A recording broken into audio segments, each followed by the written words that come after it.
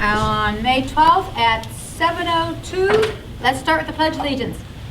I pledge allegiance to the flag of the United States of America and to the republic for which it stands, one nation, under God, indivisible, with liberty and justice for all. Okay. Roll call, Mr. Lego. Okay, Madam President. Mrs. Isson. Here. Mr. Chassin. Here. Dr. Koshko. Here. Mr. Leonard. Here. Mr. Newell is absent. Mr. Neiman. Here. Mr. Petrucci. Here. Mr. Stovar. Here. Dr. Trey. Here. You have a quorum, Madam President. Thank you, Mr. Lego. May I have a motion to approve the minutes of April 14th, 2014? Motion by Mr. Leonard. Second by Dr. Caution. Yes. Question. Questions being called for. All in favor of the motion, say aye. Aye. All opposed, no. Motion carried. Information, Dr. Harris. Thank you. First of all, I want to thank the Coffee for a Cause, and I'll give Greg its KRC if you could just have a quick explanation of Coffee with a Cause. I'm going to push it off to Mrs. Enoch. Could you give us a little rundown of the Coffee with the Cause, please? Coffee for a Cause has been open for 3 years. I think most of you are aware of that. We raise money. We sell different products throughout the school day to the high school students during their study halls. And we raise money and we donate that money, any of our proceeds, to local charities. We've also just recently started a scholarship for our life skills students, so we'll be using some of the proceeds for that as well. So that's pretty much it. We have right now currently 6 life skills students working in the coffee shop, some of which will be moving on next year to job placements in the community, some of which will be staying here in the coffee shop, just depending on their skill levels and when they're ready to move forward. The goal of Coffee for a Cause is basically to provide the life skills students with a starting place where they can learn job skills in an environment, in the school environment, where we can guide them and teach them those skills, and then they can move into a job placement after high school or prior to after high school. If you could please stay open, because we're going to have Students of the Month and the military recognition, and we're going to have cake afterwards. Sure. So will you all be presenting your first scholarship this Thursday? Is it one? Thursday. Yeah. Thursday. The two. Right, scholarship awards night is this Thursday, by the way, at 7 o'clock at the high school. Thank you. Lucas Johnson, our Student Union Representative. Yeah, is it okay if I introduce the students that came? Yes, please. Please do. Alex. So this is Alex, Robert, and Luke. These are just 3 of our star students that are working in the coffee shop. Two freshmen and a senior, so very proud of the work that they're doing. And it was nice of them to also.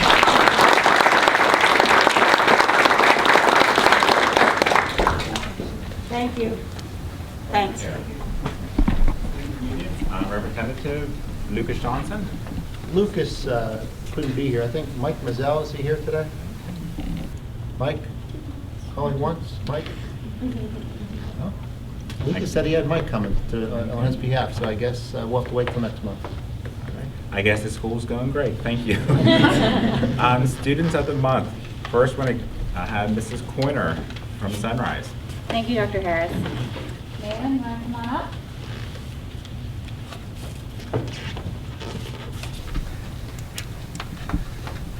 Sunrise Elementary would like to congratulate the Elementary Student of the Month for May, Miss Maylin Sisson. Maylin is here today with her family, her grandparents, her mom, her siblings. Roxanne is sitting behind. She's the one with the camera. Maylin is currently an 11-year-old 5th grader at Sunrise. Maylin has 3 siblings: Colton, who is a senior at PT, Callan, who is a 7th grader at Trafford Middle, and a younger brother, Cooper, who is in 3rd grade at Sunrise. We are so proud to have Malin in our school and our district. When I asked Malin's teachers to describe her, they stated that Malin has shown an intense amount of growth and improvement as the year progressed, and her hard work and effort have been noticed by all of the 5th grade staff. Malin's teachers also described her as outgoing, a hard worker, has a positive attitude with everything that she does, and highly respected by her peers. Malin's homeroom teacher, Mrs. Gutwald, who is also here tonight, stated that Malin has worked extremely hard in math over the last few months. She is extremely responsible as well. She keeps her peers on task during group projects to ensure project completion. And on a personal note, Mrs. Gutwald has also watched Malin play with other students at recess that are alone in order to draw them into a game. When speaking with Malin, she told me that she loves school because she can interact with her friends and meet new people. Her favorite subject is math. She stated that it may not be her best grade, but it is more challenging to her and she likes challenges. As an educator, that warms my heart. Malin also loves to dance. She does jazz, tap, and ballet at Janet's Dance Studio 4 days a week. She competes in a group and as an individual. In her free time, she loves to jump on her trampoline or play in the woods with her brother. Malin would like to be a professional Broadway dancer when she gets older, and she really wants to go to a dancing school once she finishes high school. In talking with Malin's brother, Cooper, he told me that she really does like to dance. She will even go outside with me to jump on the trampoline. Cooper did say that he thinks his sister is very athletic and nice. I spoke with Malin's mother, and she told me that Malin is very kind, and she's a great helper. Malin is extremely caring and such a good girl, and I am so proud of her.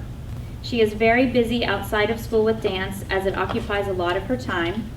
Mom also commented on her love of dance, and she knows that Malin wants to attend Point Park when she graduates high school. Mrs. Sisson continued by mentioning Malin works very, very hard in school because it doesn't come natural to her. Plus, in the classroom and outside of school, she has wonderful friendships, and that is what makes me most proud of her. It is my absolute pleasure to recognize Miss Malin Sisson as the Elementary May Student of the Month. I am honored to be her principal. Congrats.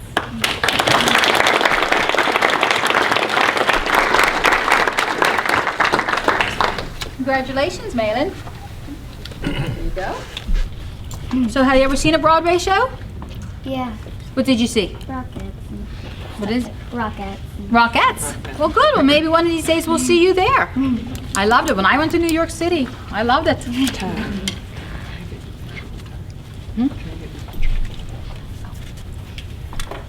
we're gonna do photos at the end too. Oh, okay, I'm sorry. That's okay. You're proud, you deserve it. All right, next we have from Level Green, Mr. Dan DiNapoli. Okay.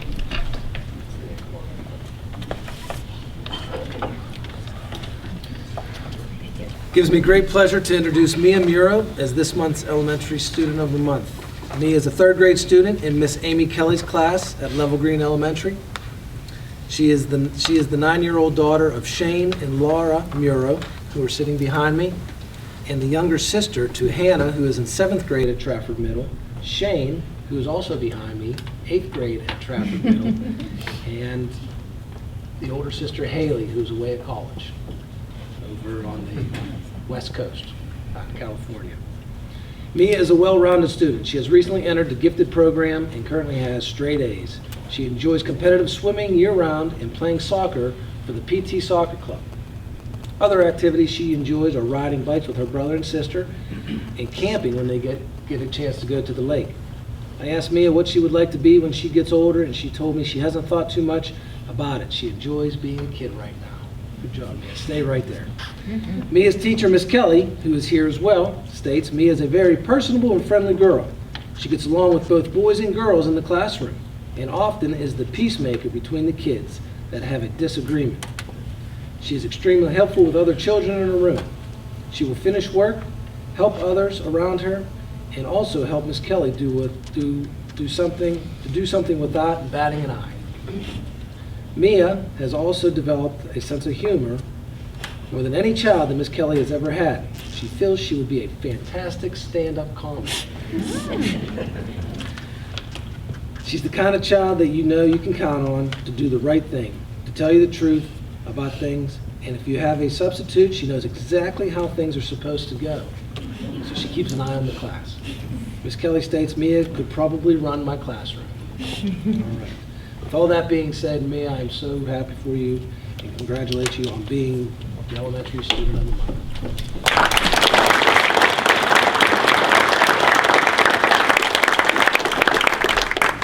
So you have a joke for us? Put you on pressure. So you do swimming and soccer. Want to do either one of them in high school?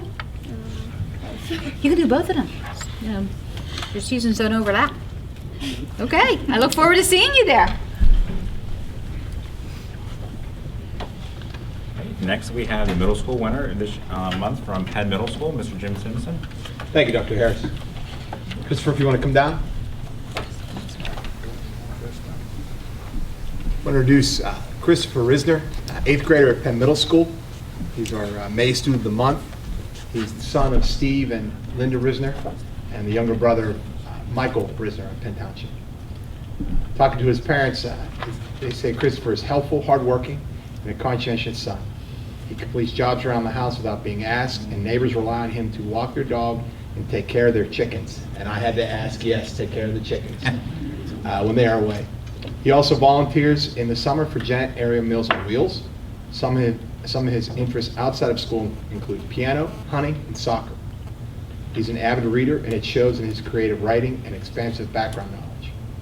Recently, he was selected by the Westmoreland County Sportsman League for a scholarship to attend Penn State's Conservation Leadership School this summer. He will serve as a junior counselor at the Conservation School at Keystone State Park. He's participated in Penn Trafford Junior Olympic Wrestling Program since he was 5 years old. He's a member of the Pitt Wrestling Club and wrestles on the junior high team. He's also involved in the band inspector programs at Penn Middle. They're extremely proud of his achievements. His brother Mike tells me that they get along pretty well, about as well as two brothers can. They're outside playing with friends a lot and have fun running around in the woods. I like that. He says his brother is a good person and a good brother. Speaking to Chris's teachers, they say he's an awesome and well-rounded student. He's extremely talented in the arts and has an innate ability to strive at all times to perform at his best level. He's a meticulous artist and his craftsmanship is outstanding, but he's also polite, respectful, and a joy to have in class. Another teacher just commented, great kid, exceptional academic abilities. This last one I'm most proud of him for. Teacher nominated him for his leadership ability and his academic ability, but he also said his willingness to help his classmates. There have been numerous occasions where Chris goes out of his way to make sure classmates are involved. Situations where he could easily do his work himself, he appropriately delegates and makes sure group members are included, have a role, and gain understanding of the concept being studied, regardless of their academic ability. Without Chris's leadership, several students that would not have the confidence to participate gain the understanding that they earn in the class. He is truly an extraordinary young man with a high level of character. As his principal, I've noticed Chris's leadership abilities since 6th and 7th grade, not just this year, in the hallways and especially in the classrooms as he participates. He's greatly respected by his peers. The staff and I are proud to present Christopher Risner as the May Student of the Month. Congratulations.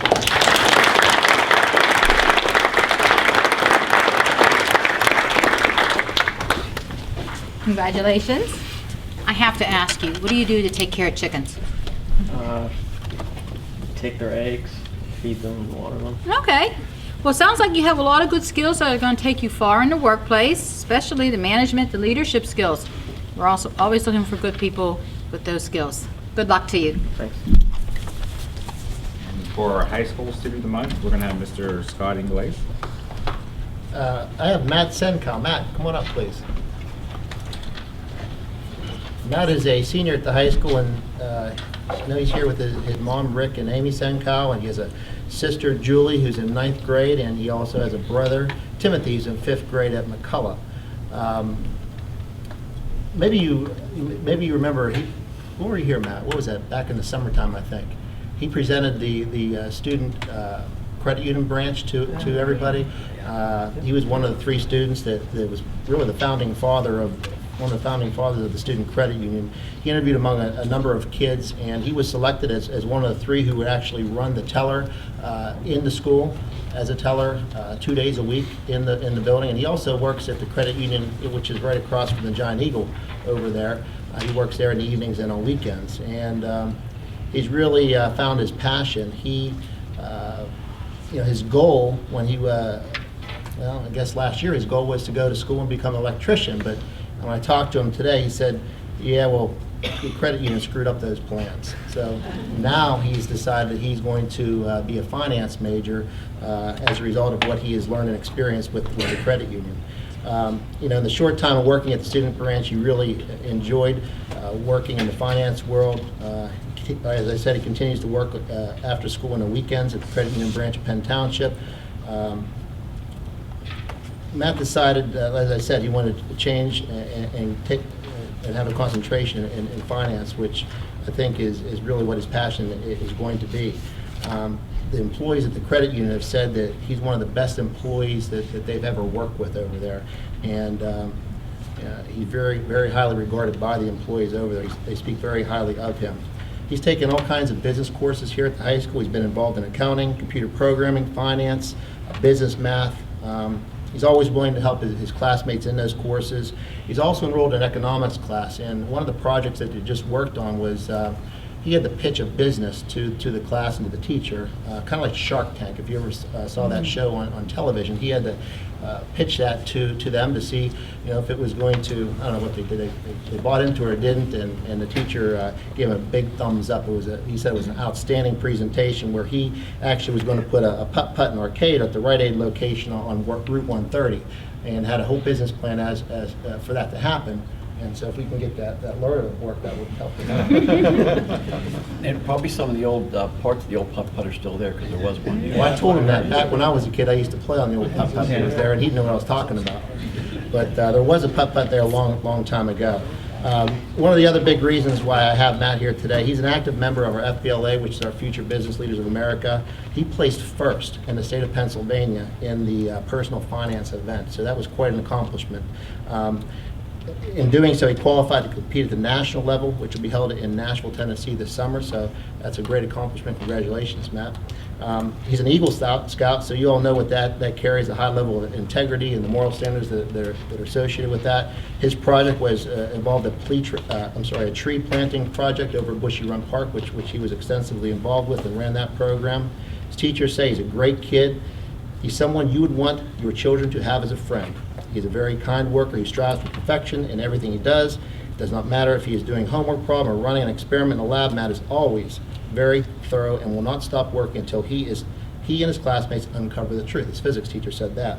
Matt is a clear-thinking young man and has a level of maturity that is well beyond most people of his age, and he's one of the best business students to ever come through Penn Trafford. So for all those reasons, I've nominated Matt as the Student of the Month for May. Congratulations.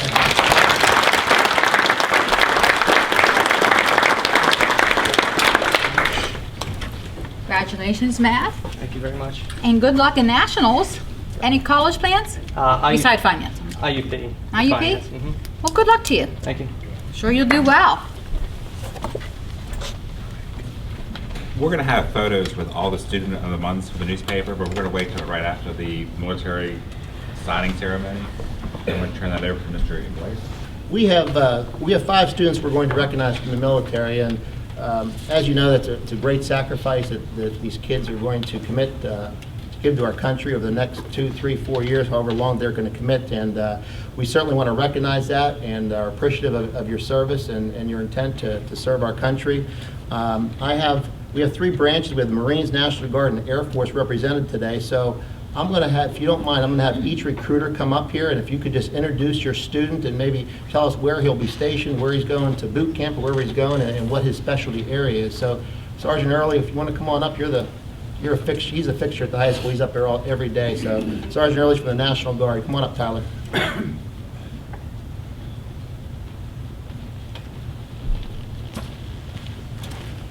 So yes, this is Tyler Novotny, enlisted in the Pennsylvania National Guard. It was actually on the 3rd of July, right? So a good patriotic weekend, a good week to join the military itself. Tyler's going to be going off to infantry, so he's going to be stationed out of Indiana, Pennsylvania. Plans on going on to college in the future, and moving on from there. Congratulations. Thank you. Nice job.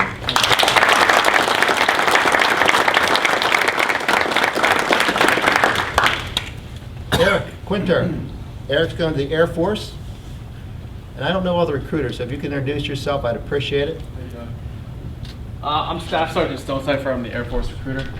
This is Eric Quinter. Come on, bud. Eric just recently enlisted in the Air Force. He'll be leaving sometime at the end of summer to attend boot camp at San Antonio, Texas, Lackland Air Force Base. And he's automatically enrolled in the Community College of the Air Force, so he's also going to be going to school through the Air Force. We're kind of waiting to see what he's going to be doing full-time as a job. He's really qualified, so we're kind of trying to keep his options open. But he's looking at either Intel or some kind of computer-based job in the Air Force, so that's what he will be doing. So good job, Eric.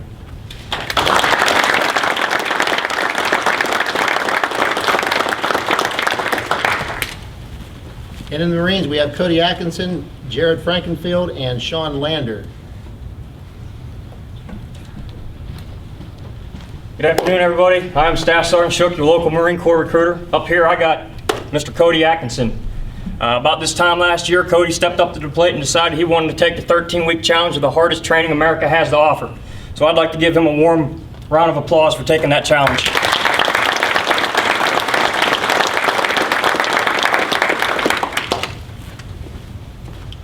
Okay, I don't think Jared and Sean were able to attend. Okay, thank you. All right, thank you.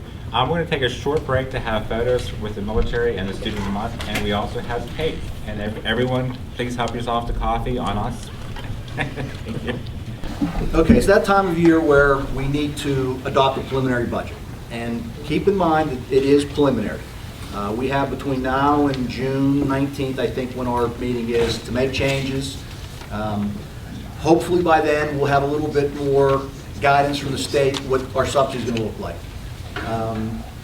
As you all know, it's an election year, so the governor's out there with this proposal of these additional funds for things we're not sure what we're going to use them for, but yet they're projecting a $1.2 billion deficit in the state budget. So the likelihood of us getting any new funds is very much up in the air. So we're not anticipating any new state funding. We're anticipating level funding for our basic education. There's, of course, the big issue is retirement. The increase, it went from 16% the current year, it's gone to 21% next year. That alone accounts for about $800,000 in increases just in that one item. And that's about $3 million, right there. That's about $3 million. Now, we'll be reimbursed partially on that. We'll get about half of that back, but it's still almost a $2 million increase just in the PSERS part of it. And that's only going to continue to grow.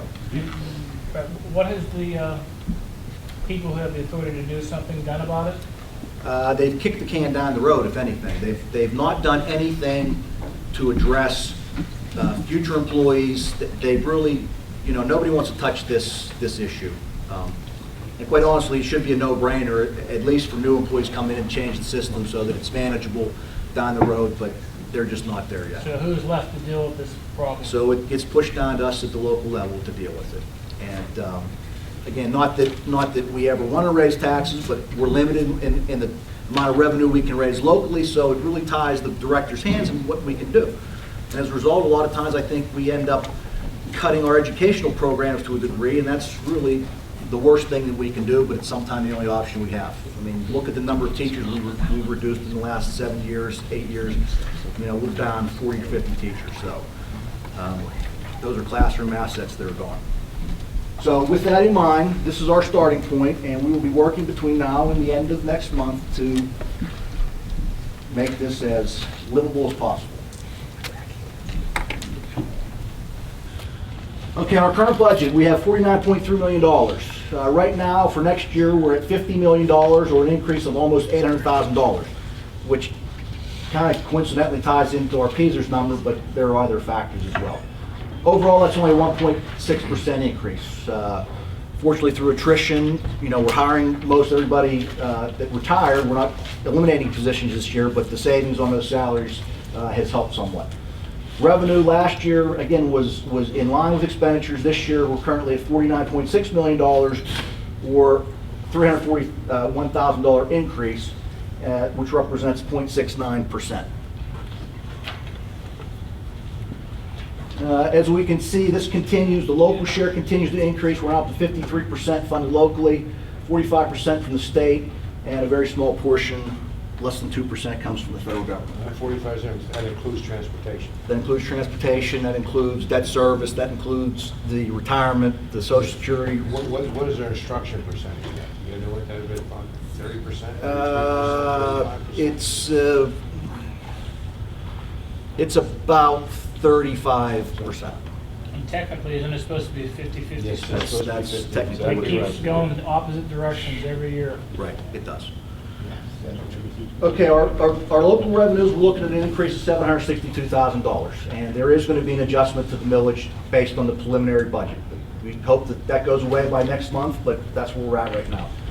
The decrease in the state funding of $448,000 basically is because our reimbursement on our bonds is going away.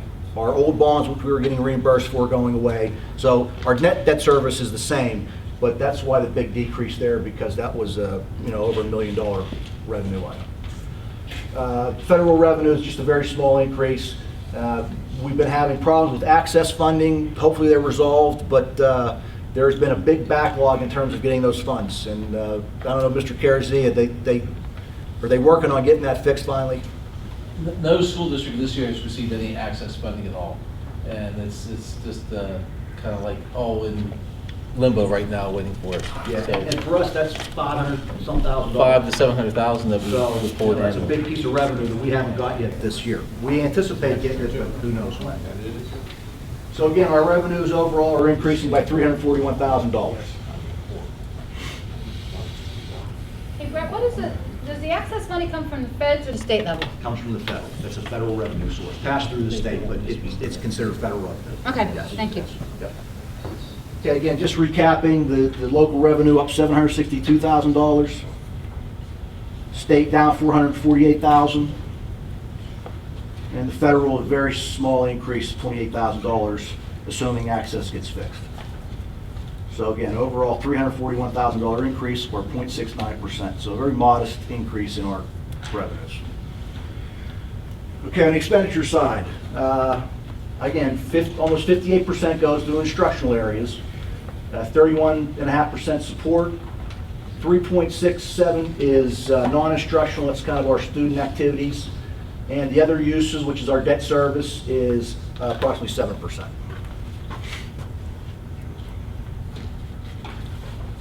Okay, in instruction, an increase of $1.1 million. That is the combination of the increase in the PSERs, a slight increase in our healthcare costs, and we shifted some personnel from the support area and replaced them with instructional people. The librarians, for example, we didn't replace 2 of those, but they're now becoming instructional areas. So that's a 4.3% increase. Support relatively level because of those positions we've eliminated. Non-instruction, that's our, again, our student activities, a modest increase as our programs just continue to expand. And our debt service down $500,000 essentially. So total expenditures, in total $792,000 or 1.61%. There's the regular programs, 5.4% increase. Again, most of that is all in the benefit line item. Right. I'm sorry? Yes. You just said, like, you weren't eliminating jobs, and then just now you said you're eliminating support jobs? We are replacing library positions with teaching positions. So you're not eliminating custodian jobs? There are no custodial positions being eliminated, no. What about the ones retired? All right, this really isn't a question and answer session right now, okay? If you have questions you'd like to address, you can send them to me. Special education, an increase of $72,000 or 2.6%. Basically, again, mostly in the PSERS line item. That should be a decrease. There's an error in the slide, but our voc ed is down 11%. Based on enrollment, our costs are going to be down $50,000. Other instructional support, that's our federal programs. Just, again, because of a change in personnel, we're seeing a decrease of about $75,000. Pupil personnel services up $67,000. Again, most all these increases you're going to find are going to be in the PSERS area. Supplemental instruction, that's the two library positions that have been converted to I-Tech positions at the middle school. Administrative services, $58,000. That's the superintendent's office, principal's office. Again, most all of that is in PSERS or healthcare. Health services, we've actually eliminated a nursing position, and that's become a position, another position at the high school. So that area is down $69,000. Business services, $16,000 or 3.3%. Again, that would be, I think the only increase was in the PSERS and healthcare. Operation of plant, decrease of $24,000. Just reflects some savings on different staffing that we have.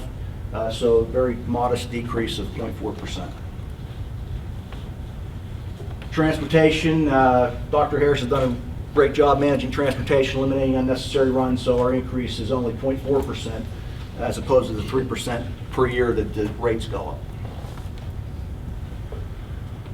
Technology, a part of this is for the lease that you're going to approve for the high school tonight. It also includes some, again, benefit increases, and it reflects the actual expenditures we've had the last couple of years for software programs, et cetera, that have increased what we're spending on technology every year. Other services, these are our cafeteria aides and our IU contribution. We have eliminated some of those positions through the years by attrition, so we have a decrease of $43,000 there. Student activities, again, mostly reflects the increases in the PSERS on those salaries, so about a 6.5% increase or $106,000. Community services, that's our contributions to PTARC, the rec boards, libraries, and the crossing guards down at Trafford. There's no change there. Again, debt service, a big decrease because our old bonds, which were reimbursable, are being paid off in full. We're now into the new bonds, so we have a decrease in our overall debt service, but we also have a decrease in the revenue, as we saw earlier under the state source. Fund transfers, $25,000. We keep that in reserve in the event we need to cover cafeteria expenses. This $350,000 we have in reserve would only be expended if we get that additional money from the governor. So we're not showing that revenue yet because it's not in, but we have a placekeeper in the budget for the expenditures in the event that it does come through. So that will only be spent if we get the dollars. So again, overall, taking all that into consideration, the overall increase of $792,000 or 1.6%. Quite honestly, with the increase in PSERS, that's a pretty modest increase that we were able to do through the debt service going down and the attritional savings on replacing retiring staff. But to get there, the preliminary budget would increase 2 mills to the budget. And we'd be using about $150,000 in the fund balance that we've saved up for the PSERS reserve. So, knowing what we know right now, that would be the recommendation for the preliminary budget. So for the average homeowner, you're talking a $55 a year increase. What does the index say? Mr. Lager, we're on increase 2.1. So we're right at the index, essentially. Again, this is the first increase we've had in 3 years. Nobody likes increases. We can get booed for it, but the facts are the facts. I mean, that's where we're at. And you can see how the PSERS right now, we're at 21.4% for next year. We still have to get to 25, 29, and 30. So we still have almost 10% additional to go, which is going to be, you know, you figure it was $800,000 this year, it'll be $800,000 next year probably as well.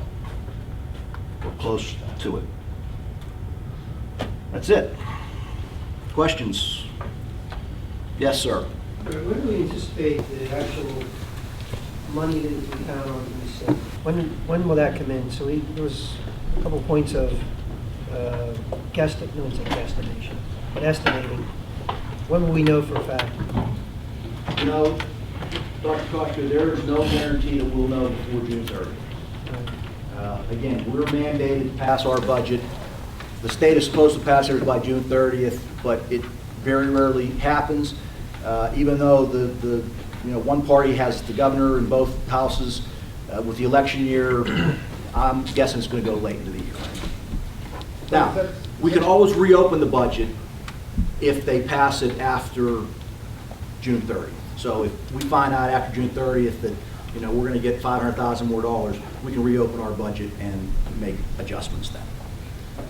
But it's the same thing for that potential PSERS modification, the last minute, there's no Well, timeframe on that too? Or? There's no time frame on it. I would suspect that that happens. That would probably happen a little sooner because they're trying to give, some legislators want to give districts relief. So they know that we have to pass our budget. So I would expect if that happens, it would happen before we pass our final budget. And if that means, if we get an additional relief of $275,000, well, we could reduce our proposed increase to $1 million potentially, just on that area alone. Any other questions? Again, it's preliminary. We hope when we come back in June, we can say that we're not going to have to go 2 mills, but given what we know right now, that's where we're at. Yes, sir. Brett, with the different variables that you announced, PSERS and state funding regarding the worst case scenario is what we're looking at now. Correct. Best case scenario, how far back does it go if everything goes right the way we'd like it to as far as what you'd be requesting as a mill for increase? Well, if we get relief on PSERS, and if we get the additional state funds and there are no strings attached, then potentially the entire increase could go away.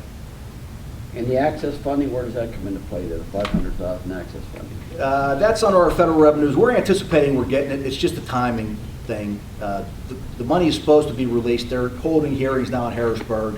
So we fully anticipate, now we may not get it this year, we may have to carry it over as a receivable, but we fully anticipate getting it. It doesn't reduce the millage challenge we have with it. No, that has no impact on the millage. No, we're assuming we'll get that money, yes. And then moving forward, how many more years do we have to face this PSERS earthquake before we get to we're just getting the beginning shocks of it, I'm sure. There's a lot more coming. How far, you had that graph up, but I couldn't read the little willowy numbers, the bar graph. Yeah. Well, actually, that was 16, 17 was 29%, 17, 18 is 30%, then it goes to 32% the following year, and that pretty much takes you to the top. We're at 21 this year, right? Correct. And we got to get to 30, I think 33 it is right now. And before all this started, what percentage was it? Oh, it was a little over 1% years ago. And it should have been funded at least 4%, and that would help exasperate this hole that we're in. They have now established a floor of 4%, but you'll never see that in our lifetime. And I guess everybody in the room understands that PSERS is deferred compensation that we are obligated to pay, no matter how much we like it or don't like it. It's deferred compensation beyond the employment years of the current staff and past staff. So that's a big nut to crack. It's a huge obligation, getting bigger and bigger. Yes, absolutely. I mean, that's unheard of in private industry, that you're contributing 32, 33% toward employee post-retirement benefits. But that's where we're at. And again, they really need to do something to address that going forward, but nobody's introduced any legislation to that effect yet that has any sort of support. Is it true that they cannot do anything about the people currently in the system?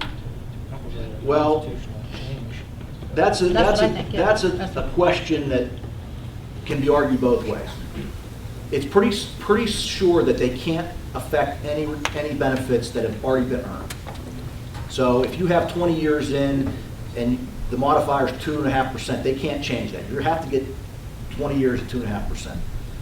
The debate is whether, for those same employees, that you can modify their pension going forward, so that in the end of their career, the last 10 years, they would go back to 2%.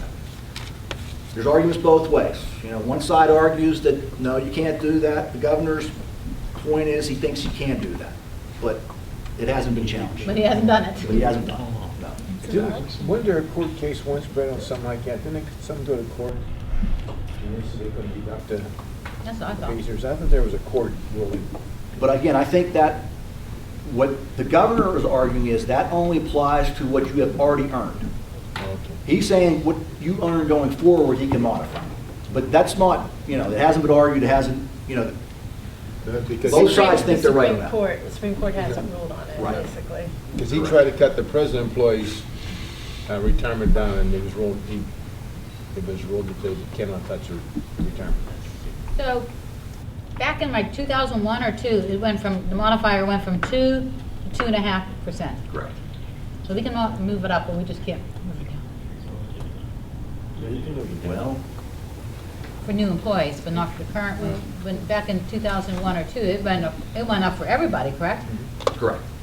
Okay. We can't move that modifier. No. No, that's the legislative action. No, what I'm saying back in, right now, it does not appear that Corbett can move that, or current legislature can move that for current employees. But they can move it up if they want to. They Well, can make it higher. But again, Corbett has made the argument that he can move it down for the remainder of your career. But keep in mind, that would take legislative action, and you know who were covered by PTSD or the state retirement system, are all the legislators. So chances of them cutting their own pension are probably pretty slim. And that's why this thing doesn't have any traction, because if they do anything, they're affecting themselves. Now, this question might be more for our solicitor, but the distressed situation that school districts, which we would hope never get into, but there's districts that we can almost hit with a stone that are there.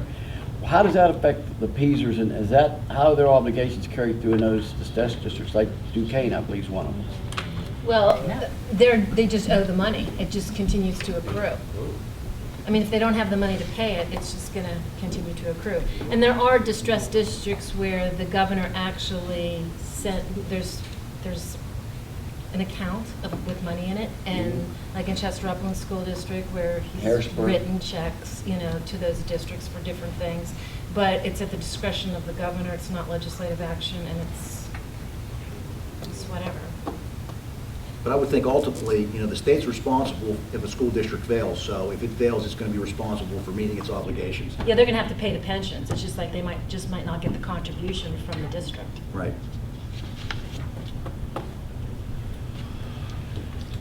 So, Matt, knowing that we're sitting at 2 mills now, and if, obviously it's worst case scenario, over the next couple of weeks, is there a chance that you could go back and see if we had to do something programmatically wise, just so we could see what that may look like as options to get that millage down? I know a lot of it's in the PTSDers, I understand, but knowing that, just as another comparison to say, hey, listen, these are some items of opportunity, but this is what you're going to give up in order to do that.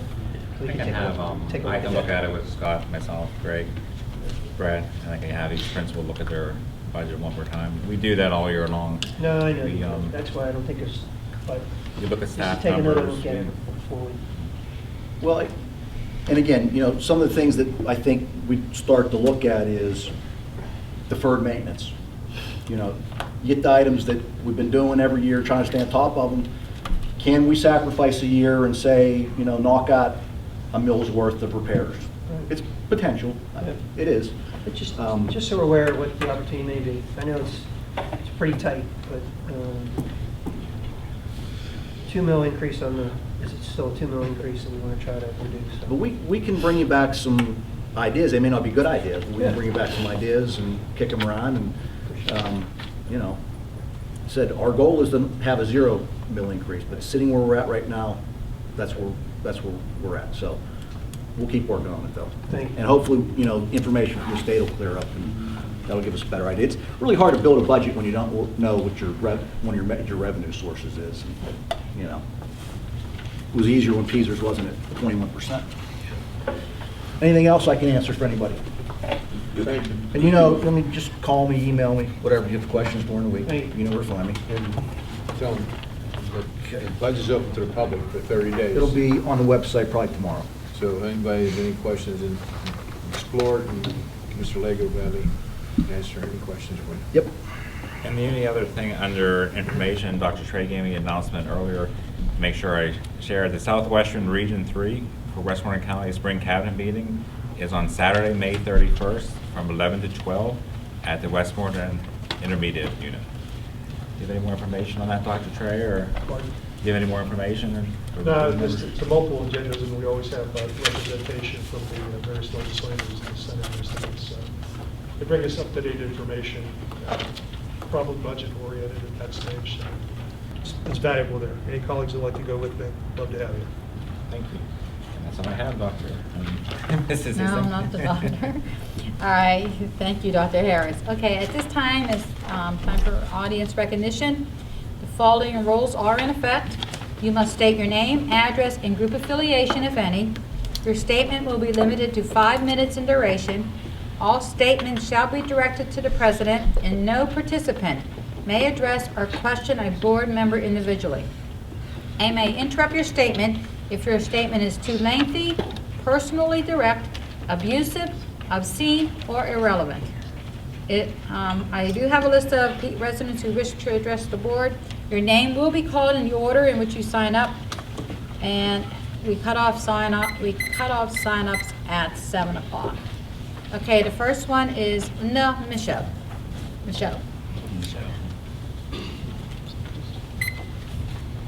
Thank you for giving me a few minutes of your time. My name is Linda Michaud. I live at 214 Connor Drive, Penn Trafford School District resident, and I'm the tennis coach for the boys. The reason I'm here to talk to you tonight is because, well, first of all, I had the opportunity, by the way, I am a retired teacher, I think a business teacher from Penn Trafford High School, but I had the opportunity to coach the girls tennis team for 13 years and the boys currently for the past 7. Out of those 20 seasons, we've made it to the Whitfield team playoff every year but one. So I'm very, very proud of our players and proud of the students. If you've ever been to a tennis match, you would understand that in order to win the match, you need to play first singles, second singles, third singles, first doubles, and then second doubles. And so out of the 5 matches, you have to win 3, okay? Now, the problem is we only have 3 tennis courts, and we need to play 5 matches. You know, our boys team in the past 3 years have won the section title despite the fact that we only have these 3 courts. It's very difficult because we have to run 2 practices, a varsity practice and then a JV practice, but we still seem to do well. I'm very proud of them to win that section title the last 3 years. Out of the schools in our section, we are the only school that only has 3 courts. As a matter of fact, I really don't know of another school except possibly Woodland Hills that only has 3 courts. I'm talking throughout Pittsburgh, throughout maybe Pennsylvania. I mean, really, only having 3 courts is just not heard of. Second problem we have with our courts is that they're made out of a substance called hard-true, some kind of a hard-true substance, and tennis matches are played on hard court. Now, a hard court is asphalt with some kind of sand-based, lake-cold chemical put on the top. So now what I'm asking for is 5 hard courts. And if you're not familiar with what that is, if you watch the US Open in New York, that's what a hard court is. But you know, in our section, when we go to Greensburg-Salem or Connellsville, both of those schools have 4 courts. When we go to Lake Trove and Franklin, both of those schools have 5 courts. Now, Lake Trove just did a renovation project last year. They only had 4 courts at the time. They've added another court, and so their school district can definitely handle the whole match at one time. Even better, Hempfield and Norwin has 6 hard courts. So you see, Penn Trafford not only doesn't have the right surface with the carpeting, but we also only have 3 courts. And when I tell you, honestly, I don't know of another school but Woodland Hills that only has 3 courts. So I think with our success that we've shown in the past, and truly, my heart is for the community members and the students of Penn Trafford. I feel that they deserve what the students at Franklin are getting and the students at Norwin, Hempfield, Latrobe. And so I ask you to please, with this new project that you're doing, I really hope that you will put in 5 hard courts, because that would be awesome. Thank you. No. For somebody up here, I know that that's one of our alternates. Yeah, I just look at the list now. But my question to, and we don't have Dan or Hank here to ask this question to, this is the first time I'm hearing about the hard court situation. Do you know if that is included in that? I doubt that it is, right, Brett? This just says 2 additional tennis courts. Those two additional tennis courts are spec to be exactly like the 3 that are existing, just for consistency. So the answer would be no. We didn't want to do 3 of the, what's the service called now we have? It's just a hard shoe service. Whatever you call it. We didn't want to have 3 of the one surface and 2 of the hard. So Mr. Hetrick advised to keep the courts the same. I don't know that can be changed. I think it can be, but well, you know, in the alternate, if it needs to be hard, I think that's an option, is what I'm trying to tell you. Okay, you know, since I've been here forever as a teacher, when we went to this hard shoe surface, Kiski also had that. But since then, Kiski has changed all their courts to 5 hard courts. I guess it was something popular 20-some years ago. You know, we need 5 courts. If you can afford to do 5 hard courts, that would be like doing the whole project the right way. So that's what I'm asking you for. I mean, really, when the other schools come to our school, it really is somewhat of an embarrassment, both because of the surface and because we only have 3 courts. Mr. So, Chairman, do you have any yes. kind of figure what it costs for just one of those hard courts you're asking about? Well, actually, I have a hard court in my backyard. Yeah, but we did put it in about 17 years ago. So, but you know what? All it is, you know, of course you have to do the drainage and then put lots of stone and then asphalt and then the topping, which we used, which was called Laykold, Laykold, and it doesn't have to be that expensive. So, You know, the current courts, are they asphalt underneath? Right. That they could be stripped and renovated to? Sure. So it wouldn't be installing 3 brand new complete courts there. To get 5, you would need to install 2 complete courts, but just resurface those 3 existing. Right, you'd have to let a contractor. Right, I take a understand look that, at but it. they are Now, asphalt. those courts are really old. I mean, they're probably, how old? 30? 42 years old. Right, 42, whoa. So, you know, after 42 years, everything kind of breaks down. So you would have to look at a contractor and talk to them about what they think. But, Maybe we should do that instead, you know, look at it. Right. Get some numbers so we know what we're dealing with. Right, right. That number does not include resurfacing the 3 existing. Right. We understand that, we It's just understand that. too new. I understand that. So I thank you so much for your time. Thank you very much. Rosemary Stashko?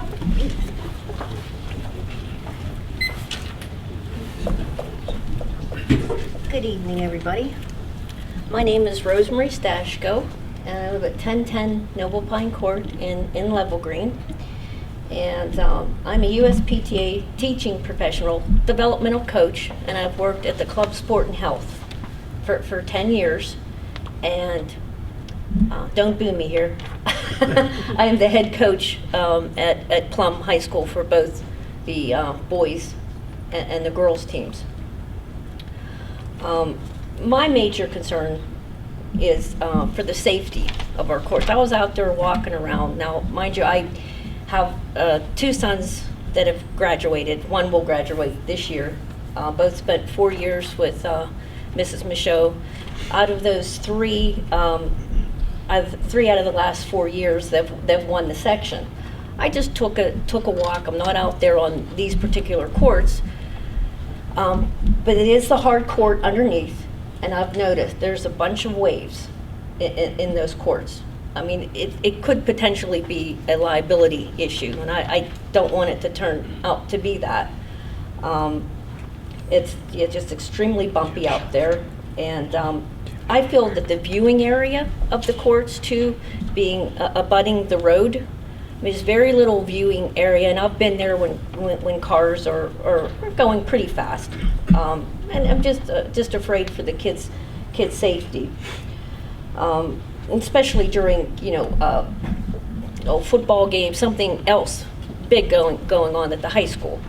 Okay, so my main issues are of course the safety of the kids, and I have another one coming up that'll dedicate 4 years to the tennis team.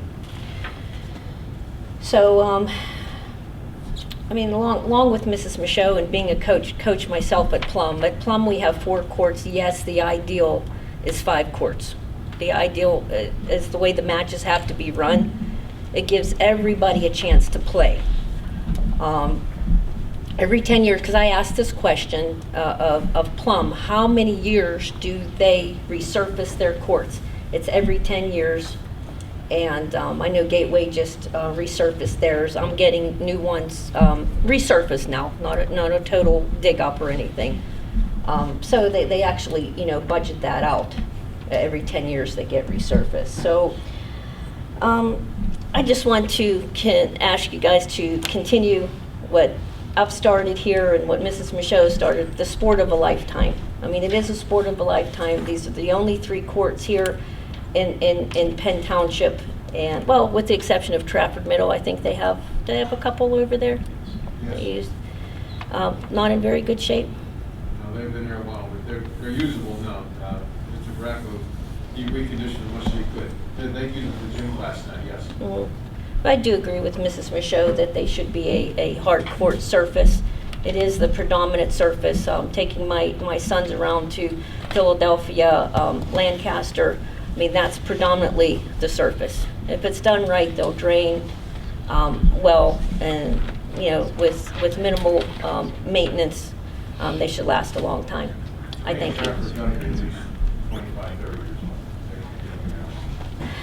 Yeah, there is. You can see the hard court where the viewing area is. You can see they were red and green at one time. So there is that hard court surface, but my fear is underneath those 3 courts, it is wavy. The surface that's on there now, it's kind of like Mrs. Michaud called it a hard true.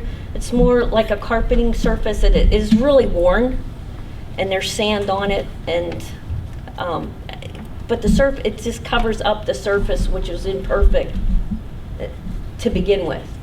And you can just go out there and see the waves, waves of the court. So I do definitely think it's becoming a liability issue. So, thank you. Thank you. Mr. Lee.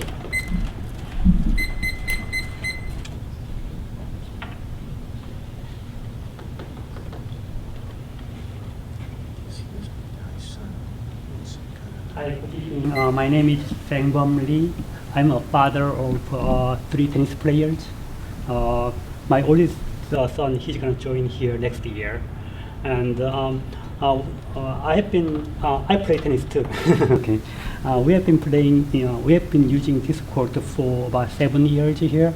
So I know which part is like uneven, which part is going up, which part is going down. And first of all, we are traveling a lot to go New Jersey, Philadelphia, and because my kids they attend the competitive tournament.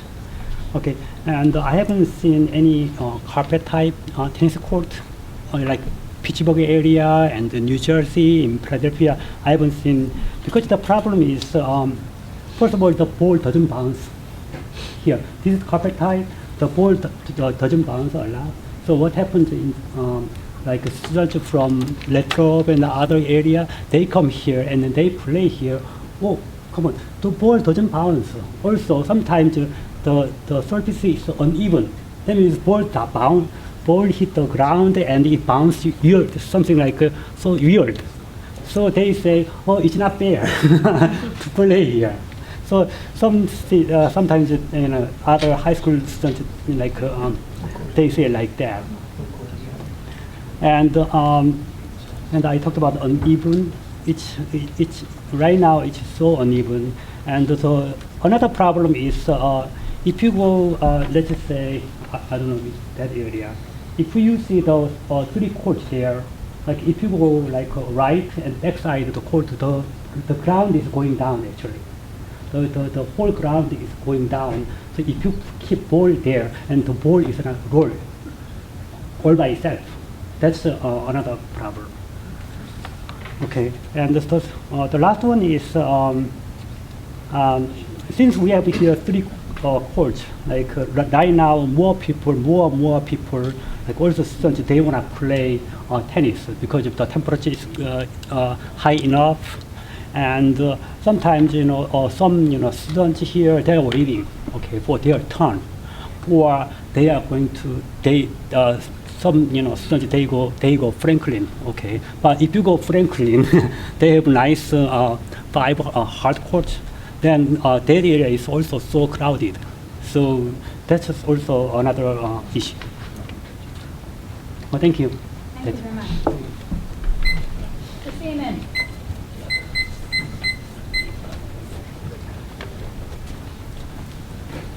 Hello, I'm Chris Seaman. I live at 103 Damien Court in Jeanette.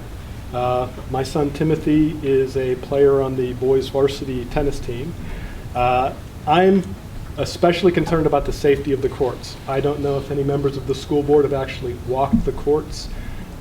In the summer when it's a little bit humid, that is a very, very slick surface. And so I worry about my son playing on that surface. He is very interested in playing tennis in college. The school has a very fine program, as mentioned by Mrs. Michaud, of the number of times we've been to sections. We've sent both boys and girls to states for tennis, so there's a lot to be proud of.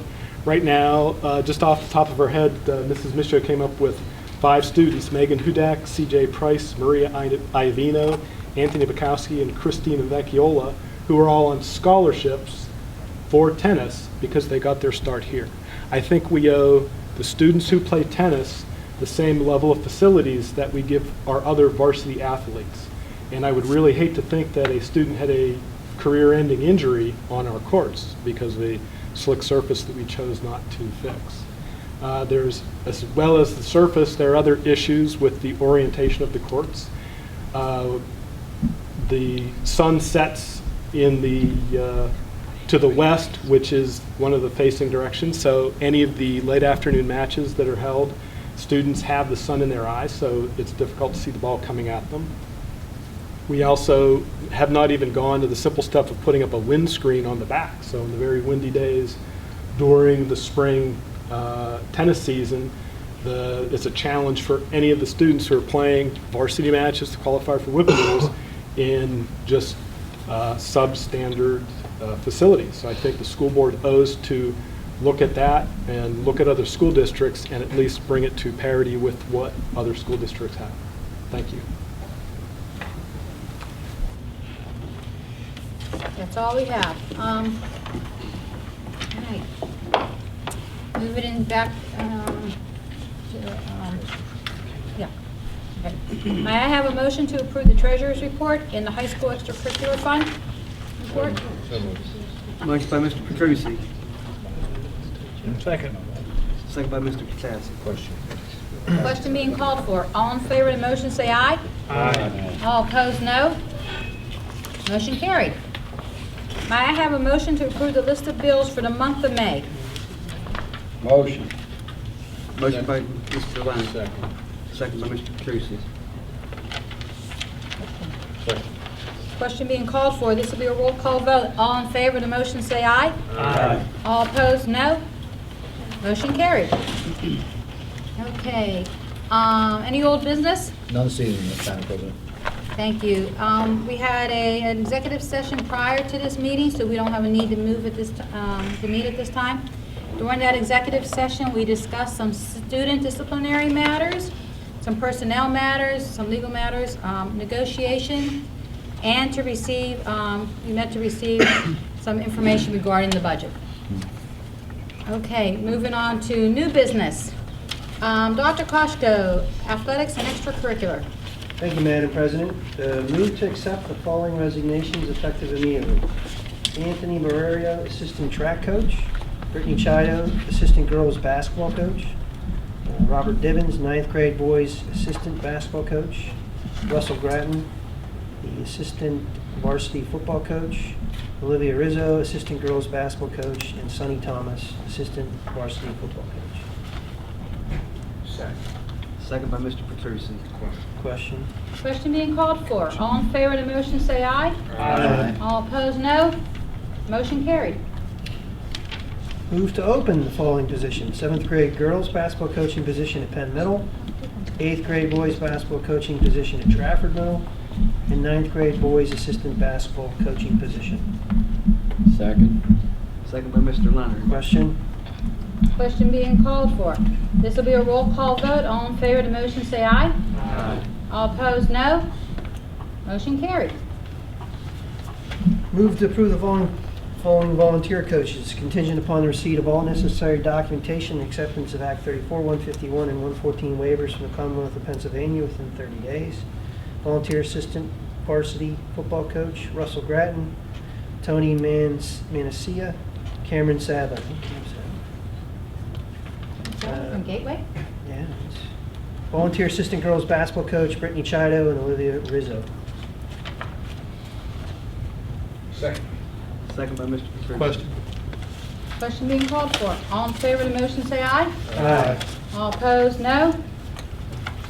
Motion carried. Just a point of information, Cameron, he was coached by Coach Ruran. And Oh. also, a nice career down at Pitt as Oh, well. excellent. He did have a great career at the That's a Pitt. great volunteer He coach. was an excellent running back. And You know what, he's quite frankly involved over the summer in the baseball program with He is, umpiring. very much so. He's a classy guy, so. he is, and he's really good around the kids, so I think that's going to be, great. that'll be a nice addition. Yeah, him and Coach Ruran were very close together. Okay, cool. Move to approve the adoption of a rifle club is presented to the board. Second. Second by Mr. Leonard. Question. Question being called for. This will be a roll call vote. All in favor of the motion, say aye. Aye. All opposed, no. Motion carried. That'll be all, Madam President. Thank you, Dr. Koshko. Mr. Kachasik, Budget and Finance. Thank you, Madam President. Move to adopt resolution approving the proposed 2014-15 budget for the Central Westmoreland Career and Technology Center in the amount of $7,884,408. Second. Second by Mr. Petrucci. Question. Question being called for. This will be a roll call vote. All in favor of the motion, say aye. Aye. All opposed, no. Motion carried. Thank you. Move to adopt a resolution approving the 2014-15 anticipation loan for the amount of $6 million with First National Bank at 0.97% fixed rate for the Central Westmoreland Career and Technology Center. Second. Question. Second by Mr. Leonard. Question. Question being called for. This will be a roll call vote. All in favor of the motion, say aye. Aye. All opposed, no. Motion carried.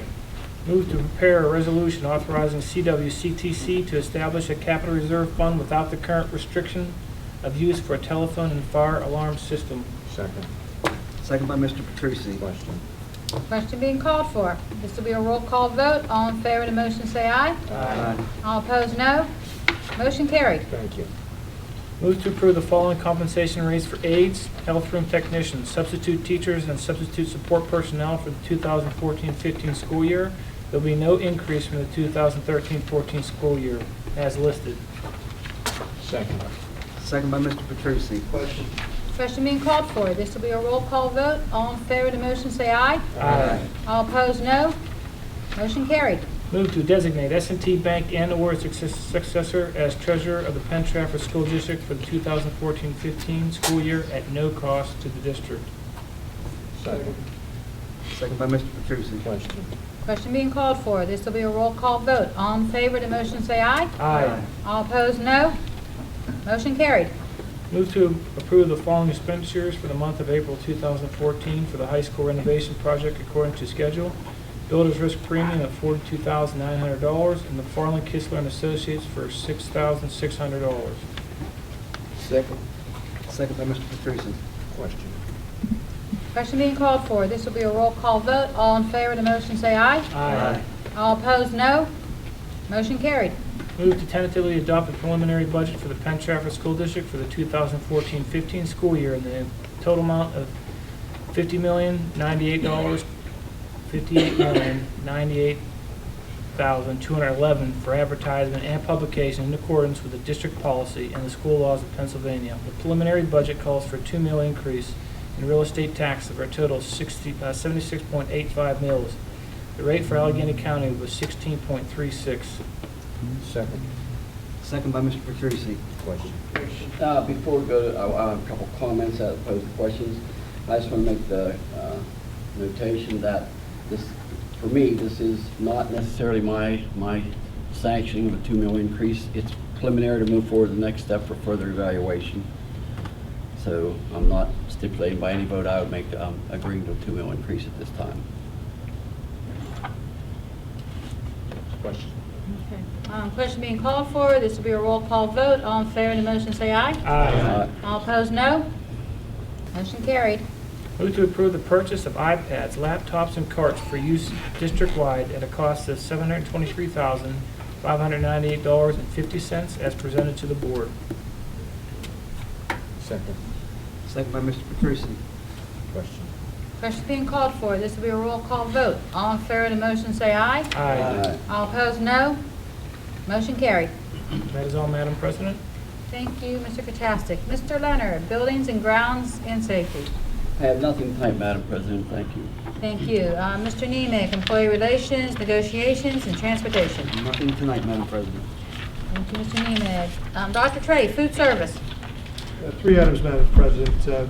First, I'd like to move to enter into an agreement with Aramark Education as our lowest bidder at 1101 Market Street, Philadelphia, Pennsylvania, to operate, administer, and manage the food service program for the Penn Trafford School District. The guarantee proposal of Aramark Education follows as follows. It will provide a surplus guaranteed return to our district for 2014 and 15 of $25,142.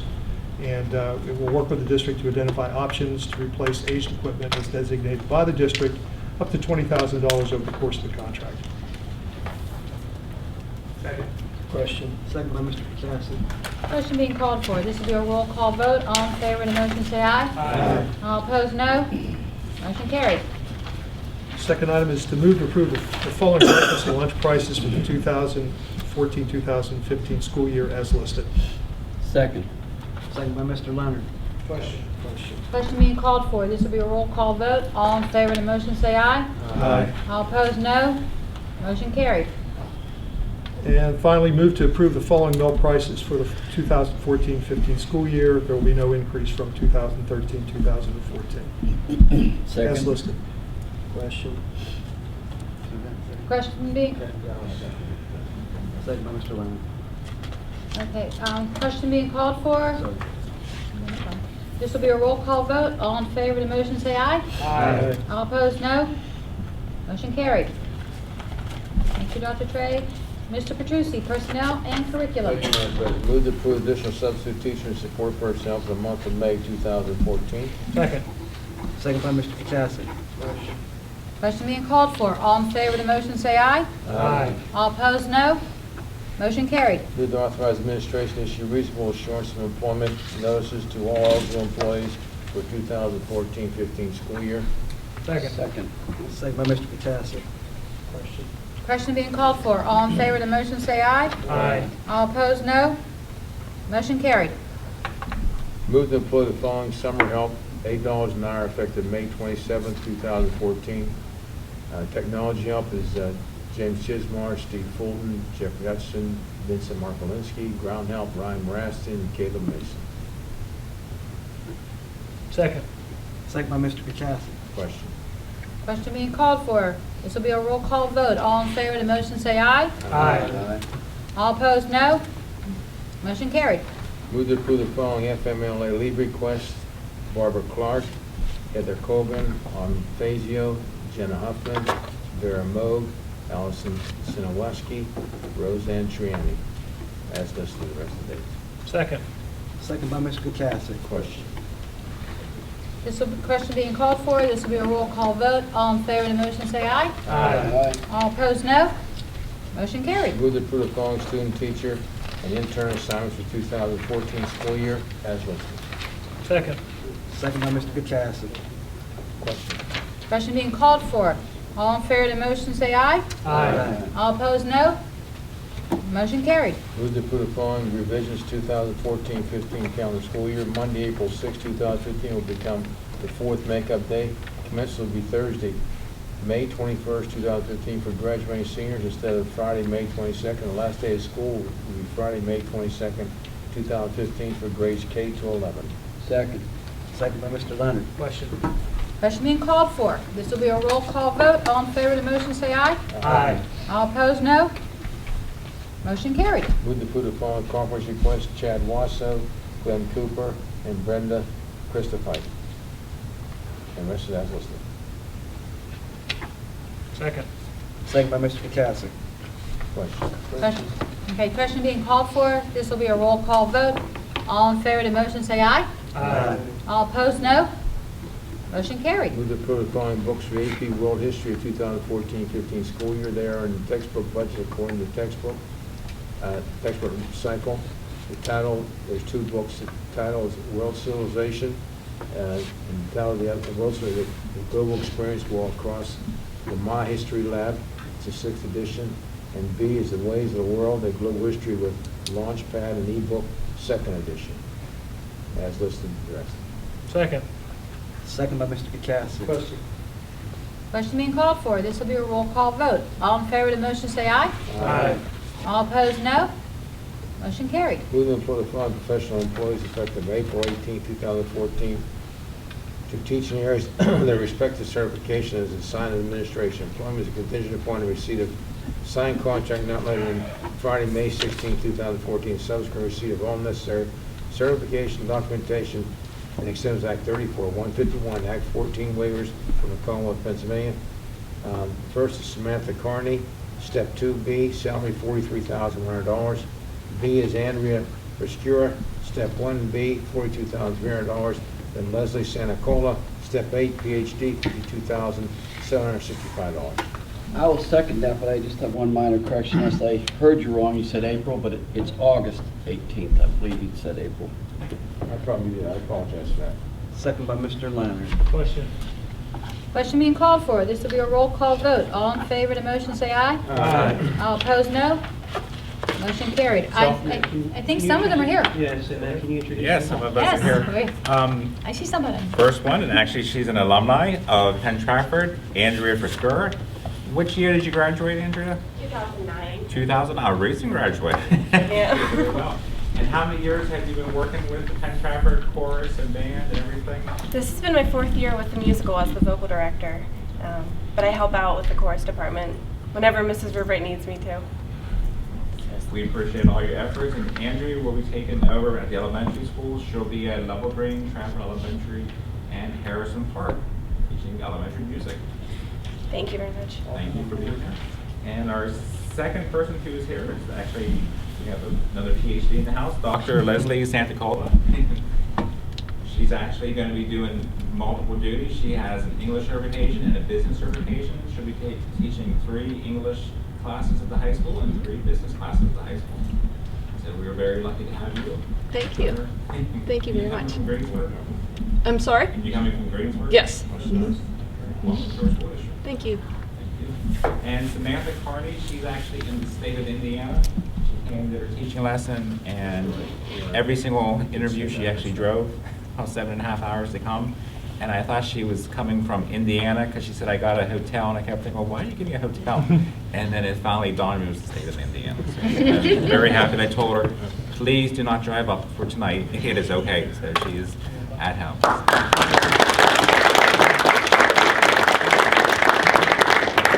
Very impressive people, and actually this year we actually interviewed people. We Skyped from Sweden, and we Skyped people from Japan. So we went all around trying to find the best candidates, and we got 2 of them here tonight. So thank you. All right. Thanks, Mr. Petrucci. Mr. Knoll's not here. Who's going to be reading his tonight? Rich, you want to? I can do that. Okay, go for it. I would like to make a move to accept and file the minutes of Superintendent's Informational Committee meeting held on Monday, April 7th, 2014. Second. Question to Ms. Petrusi. Question. Question being called for. All in favor of the motion, say aye. Aye. All opposed, no. Motion carried. I'd also like to have a motion to approve the list of graduates, of which there'll be 331 in the class of 2014, as submitted by Mr.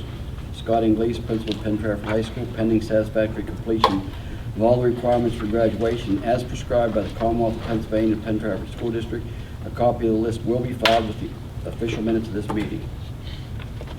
Second. Second by Mr. Kachasik. I believe someone said question. Question. Question being called for. This will be a roll call vote. All in favor of the motion, say aye. Aye. All opposed, no. I just want to make a comment that this is Mr. Ingles' last high school graduation as a principal. How many years has it been? It's my 13. 13 years. You did a good job. Job well done. Yes. Thank you. Very anxious to have Mr. Ingles, who has helped me on a full-time basis. It'll be greatly appreciated. Looking forward to it. And that is all I have under that line. All right, thank you, Mr. Leonard. Mr. Stovar, taxes, insurance, and census. I'm going to defer to Madam Solicitor. Thank you. Thank you, Madam President. The board was asked to approve the Local Economic Revitalization Tax Assistance Act tonight. The Board of School Directors has publicly, at a public meeting, stated their support of this act. However, the solicitor for the township stated to us this afternoon that they have to approve the act at their township meeting, which occurs next Monday evening. So once that's approved, then the county and the school district can give their official approval, which won't happen until our next school board meeting on June 19th. And what we're going to do, the solicitor's office is going to prepare a letter stating that so that our representative can take that to the township meeting on Monday night to indicate that the public support of the Board of School Directors and also the fact that the resolution will be adopted at the June 19th meeting in support of that. All right, thank you. Any questions? Does anybody on the board have any questions? Approve that at the June 2nd meeting. Are we having a June 2nd? Yeah. Yes, we are. So we can have, we can vote on that. We can do it at the June 2nd meeting. And so we'll put that in the letter that we do. Okay. All right, now we're on again. Okay. Michelle. The board in the executive session agreed to introduce a resolution tonight to accept the arbitrator's decision to expel a Penn Trafford student. So, Madam President, we need a motion to adopt a resolution to that effect. May I have a motion? It be resolved that the Board of School Directors of Penn Trafford School District hereby approves and adopts the attached education for student Penn Trafford number 2013-2014, that school year to 00 number 1, effective May 12, 2014. And the board secretary, Brett Lego, signed, the board president, Mrs. Ising, did sign. Motion by Mr. Petrusi. Second. Second by Mr. Kachasik. Question. Question being called for. This will be a roll call vote. All in favor of the motion, say aye. Aye. All opposed, no. Motion carried. Anything else? Michelle? That's all, thank you. Okay, well, you're not Mr. Rynair, but you are Mr. Lazaro. Nothing this time. Okay, thank you. All right, do I have a motion for, well, I do want to make an announcement. Our next meeting is June 2nd.